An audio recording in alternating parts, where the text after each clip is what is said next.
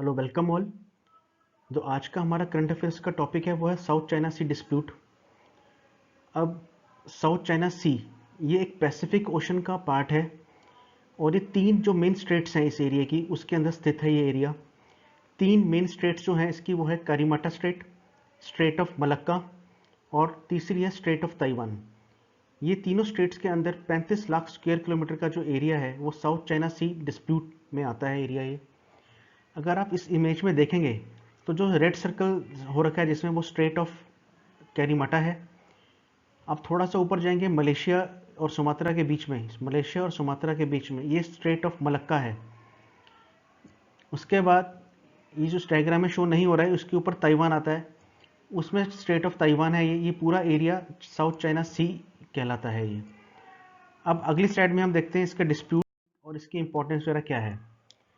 जो south China सी है world का बिजिएस्ट जो वाटरवेज हैं, जो समुद्री रास्ते हैं, बिजिएस्ट वाटरवे में से एक है जिसमें कि बहुत सारी ट्रेड होती है। करीब $3 ट्रिलियन की ट्रेड होती है एक साल में। इस करके ये बहुत ज़्यादा इम्पॉर्टेंट है। और जो मेन जो वर्ल्ड की शिपिंग है वो इस स्ट्रेट से पास करती है, इस एरिया से पास करती है। इस एरिया में जो जो एरिया है आपका साउथ चाइना सी का, इसमें जो फिशरीज़ है, जो फिश इंडस्ट्री है वो काफ़ी ज़्यादा है। इससे जो ये आसपास के जो इसके एरियाज़ हैं, कंट्रीज़ हैं, उनका ज़्यादातर जो व्यापार है, बिजनेस है, वो फिशरीज ही है। इसी करके ये इन सब कंट्रीज़ को बहुत ज़्यादा इम्पैक्ट करता है। ये जो एरिया है ये साउथ चाइना सी वाला, इसके अंदर ऑयल जो आपका क्रूड ऑयल होता है और नेचुरल गैस, इसके बहुत सारे रिजर्व्स हैं समुद्र के नीचे। अब जो इसके कंट्रीज़ इसमें जो इन्वॉल्व हैं डिस्प्यूट में वो हैं चाइना, वियतनाम, फिलीपींस जो कि ग्रुप ऑफ आइलैंड्स है, ताइवान, मलेशिया और ब्रुनई। अब इस डायग्राम में आप देख सकते हैं कि ये जो रेड एरिया है पूरा साउथ चाइना सी का, ये पूरा एरिया जो है ये तीन स्टेट्स के बीच में, दोबारा से बोलूँगा, state of Karimata, state of Malacca और ये यहाँ पे आती है Taiwan strait, the strait of Taiwan. ये जो पूरा एरिया है साउथ चाइना सी का ये डिस्प्यूट के अंडर है। सारे जो कंट्रीज हैं जो अभी हमने बताए ये कुछ कुछ टेरिटरीज अपनी इसमें क्लेम करते हैं, पर जो चाइना है ये सारी टेरिटरी पे अपना क्लेम करता है इस पूरे एरिया में। तो इस बात को लेकर डिस्प्यूट है इसमें। नेक्स्ट, अब इसकी लोकेशन क्या है। जो साउथ चाइना सी है इसकी जो लोकेशन की बात करें, ये क्वेश्चन आ सकता है एग्जाम में। दो अगर आप डायग्राम में देखें तो जो साउथ चाइना सी का एरिया है ये पूरा, जिसको अंडर जो लाइन से मार्क्ड है, साउथ ऑफ चाइना, चाइना के साउथ में है। ईस्ट ऑफ वियतनाम, ये वियतनाम छोटा सा कंट्री है, इसके ईस्ट में आता है ये एरिया। वेस्ट ऑफ फिलीपाइंस, ये देखिए फिलीपाइंस, फिलीपाइंस के वेस्ट में है। अब ईस्ट ऑफ मलाया पेनिनसुला, जो मलेशिया हो गया, इसके ईस्ट में है और सुमात्रा के। और up to the state of Singapore, जो सिंगापुर की स्टेट है यहाँ पे आप देख पाएंगे यहाँ तक जाता है ये वेस्ट में। जो इसका वेस्ट पार्ट है साउथ चाइना सी का, ये स्टेट ऑफ सिंगापुर आ जाती है यहाँ पे। एंड नॉर्थ जो बोर्नियो है, इसको ब्रुनई भी बोलते हैं, ब्रुनई और जो इसके साथ में जो आइलैंड्स हैं उसके नॉर्थ में पड़ता है ये साउथ चाइना सी की बहुत बड़ी एक एरिया है। जो लोकेशन आप देख रहे हैं इसके ऊपर भी क्वेश्चंस आ सकते हैं आपको कि किस कंट्री के किस डायरेक्शन में ये जो लोकेशन है वो आती है। अब की फैक्ट्स, ये तो साउथ चाइना सी है, ये जैसे हम बताया था कि वर्ल्ड का बिजिएस्ट वाटर में से एक है, जिससे कि जो कि एशिया को यूरोप और अफ्रीका से कनेक्ट करता है। इसके अंदर नेचुरल रिसोर्सेज भी बहुत हैं और 1/3 ऑफ ग्लोबल शिपिंग, जो दुनिया की पूरी शिपिंग जो इंडस्ट्री है 1/3 उसमें से पास करती है साउथ चाइना सी में से। अब जो चाइना है, चाइना के जो 80% ऑयल इंपोर्ट्स हैं वो स्ट्रेट ऑफ मलक्का से आते हैं और जो साउथ चाइना सी का एरिया है वो क्रॉस करके वो चाइना पहुंचते हैं। इस करके साउथ चाइना सी पे अगर कंट्रोल करता है चाइना तो उसको बहुत फ़ायदा है नेचुरल रिसोर्सेज की तरफ से भी और शिपिंग की तरफ से भी। अब जैसे हमने पहले भी बताया था कि ये जो एरिया है साउथ चाइना सी का, ये वर्ल्ड फिशरीज, मतलब कि जो फिश बैंक कहा कह सकते हैं इसको हम, कि जो फिशरीज है, मछली पालन है, इसमें मेन एक बिजनेस है यहाँ पे लोगों का। तो 10% वर्ल्ड की फिशरीज का बिजनेस यहाँ पे होता है। प्लस ये जो अमेरिकन कंपनीज हैं मेन, जो अमेरिका को जो प्रॉब्लम आ रही है इसमें, जो अमेरिका को एशिया जो सामान पहुँचाना होता है वो यही ट्रेड रूट यूज़ करते हैं, साउथ चाइना सी वाला। अब डिस्प्यूट क्या है इसमें, अब डिस्प्यूट पे आते हैं। जो मैक्सिमम एरिया है साउथ चाइना सी का, उस पर चाइना अपना क्लेम करता है कि जो मैक्सिमम आइलैंड्स हैं इस पे, इसने आर्टिफिशियल आइलैंड्स भी बनाए हैं इसके ऊपर, और मैक्सिमम एरिया पे चाइना अपना वो करता है, अपना क्लेम करता है। इसी रेफरेंस में एक मेन टॉपिक इसी के अंडर जो आता है वो है the 9 dash line. The 9 dash line जो आप देख पा रहे हैं, ये एक डिमार्केशन लाइन यानी एक बाउंड्री लाइन है, जैसे कि हर कंट्री की बाउंड्री होती है। इसी करके 9 डैश लाइन क्या है, चाइना ने एक डिमार्केशन बाउंड्री कह लो या लाइन कर लो, अपने क्लेम्स को साउथ चाइना सी में एक लाइन बना दी है मैप के ऊपर, कि क्लेम करते हो कि ये सारा एरिया चाइना को बिलोंग करता है।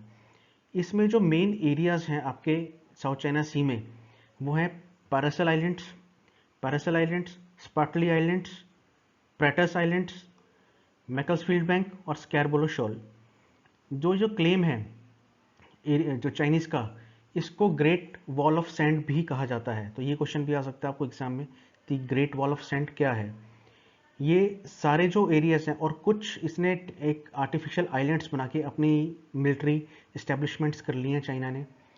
तो ये जो आर्टिफिशियल आइलैंड्स बनाए हैं चाइना ने साउथ चाइना सी में, इसी जो सारे एरियाज है इसको डिमार्केट किया और उसका नाम दिया गया है इसने द 9 डैश लाइन। अब इस जो मैप है आप इसमें आप देख पा रहे हैं 9 डैश लाइन, ये जो ताइवान से लेके ये पूरा जो एक हार के रूप में यानी गार्लैंड के रूप में, जो इसको स्ट्रिंग ऑफ पल्स भी कह सकते हो आप, ये जो लाइन है इसके अंदर सब स्पार्टली आइलैंड्स हो गए, ये स्कार्बरो शोल हो गया, पैरासल आइलैंड्स हो गए, और ये ताइवान स्ट्रेट तक, ये जितना भी एरिया है ये चाइना क्लेम कर रहा है कि ये उसका है। इसी लाइन को बोला गया है द 9 डैश लाइन। ये क्वेश्चन इंपॉर्टेंट है, ये भी आ सकता है एग्जाम में आपके। नेक्स्ट, अब क्लेम्स की बात करें तो चाइना जो क्लेम करता है कि एंशिएंट टाइम से ही चाइना का इसके पर कंट्रोल है, पर अभी तक चाइना प्रूव नहीं कर पाया है कि पूरा इसकी जो लेगेसी है या इसके ऊपर जो इसका क्लेम, उसका क्या उसके पीछे फैक्ट है। अब जो वियतनाम कंट्री है, दूसरा कंट्री जो वियतनाम है, वो कहता है कि शुरू से ही जो कुछ एरिया है ये उसका है। 1970 के बाद जब चाइना से रिलेशन ख़राब हुए चाइना वियतनाम के, तब उसने अपना जो क्लेम है वो स्टार्ट किया इस एरियाज पे। अब तीसरा कंट्री आता है मलेशिया। जो मलेशिया का जो क्लेम है वो है जो सदर्न स्पार्टले फॉल्स, जो जो स्पार्टले आइलैंड्स हैं वो मलेशिया के बॉर्डर के अंदर पड़ते हैं। तो इस करके जो उसका क्लेम है वो जायज़ है, लीगल ग्राउंड्स पे है। तो ये है मलेशिया की बात। अब नेक्स्ट आता है इंडोनेशिया। इंडोनेशिया वही एरिया जो साउथ चाइना सी का क्लेम कर रहा है, जो कि उसके स्पेशल इकोनॉमिक जोन के अंडर आता है। नेक्स्ट आता है फिलीपींस।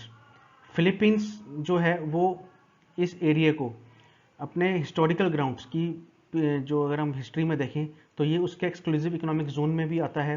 जो एक रूल ऑफ सी है उसके अंडर ये एरिया इकोनॉमिक जोन का उसके अंडर आता है। फिलीपींस ऐसे क्लेम करता है।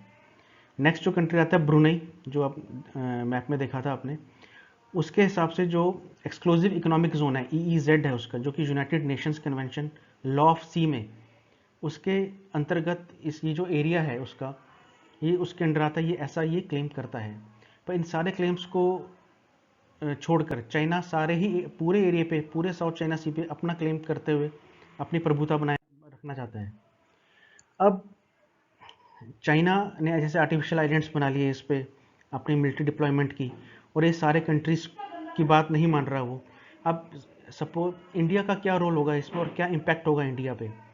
इंडिया की जो 55% जो ट्रेड है वो स्ट्रेट ऑफ मलक्का से पास होके साउथ चाइना सी में जाती है।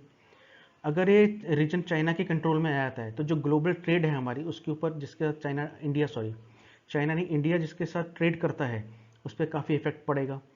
और जो अगर चाइना उस पर कब्जा करता है या उस पर कंट्रोल करता है इस एरिया को, तो इंडिया की जो फॉरेन ट्रेड है जो यहाँ इस एरिया से पास होती है वो बहुत बुरी तरह से इफेक्ट हो सकती है।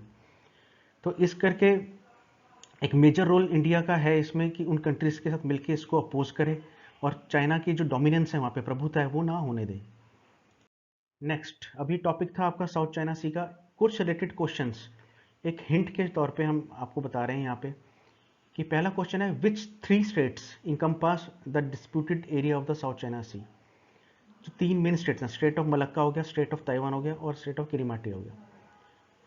विच second question, which countries are involved in the South China Sea dispute, वो हमने इसमें पढ़ी ली है। Third question, the 9 dash line is related to, जो 9 डैश लाइन जो हमने पढ़ा था, जो एक हार के रूप में जो पूरा एरिया इनकम्पास करती है वो, और चाइना की डिमार्केशन बाउंड्री, उसको 9 डैश लाइन बोला गया है। फोर्थ क्वेश्चन आता है, what are the main areas islands of dispute in the South China Sea, इसमें स्पार्टली आइलैंड्स हो गया, जो बाकी के जो हमने आइलैंड्स पढ़े थे इसमें एरियाज पढ़े थे, वो इसमें आंसर होगा। नेक्स्ट फिफ्थ क्वेश्चन है the great wall of sand, वही जो एरिया आपके 9 डैश लाइन में आते हैं। इसी तरह से ये एक मतलब कि मेन पॉइंट्स है जिस पे आप ध्यान दे सकते हैं, इससे रिलेटेड मल्टीपल चॉइस क्वेश्चन आ सकते हैं आपको इन इस टॉपिक के ऊपर। ये जो क्वेश्चंस हमने यहाँ पे आपको दिखा रहे हैं, ये एक मेन टॉपिक्स हैं जिससे रिलेटेड आपको क्वेश्चंस किसी भी फॉर्म में आ सकते हैं। एक सब्जेक्टिव में भी आ सकता है ये क्वेश्चन की पूरी डिटेल की, इसका आप डिटेल बताइए साउथ चाइना डिस्प्यूट की। बाकी इसमें जो मल्टीपल चॉइस क्वेश्चंस बनेंगे, इन क्वेश्चंस के ऊपर आगे फर्दर बन सकते हैं।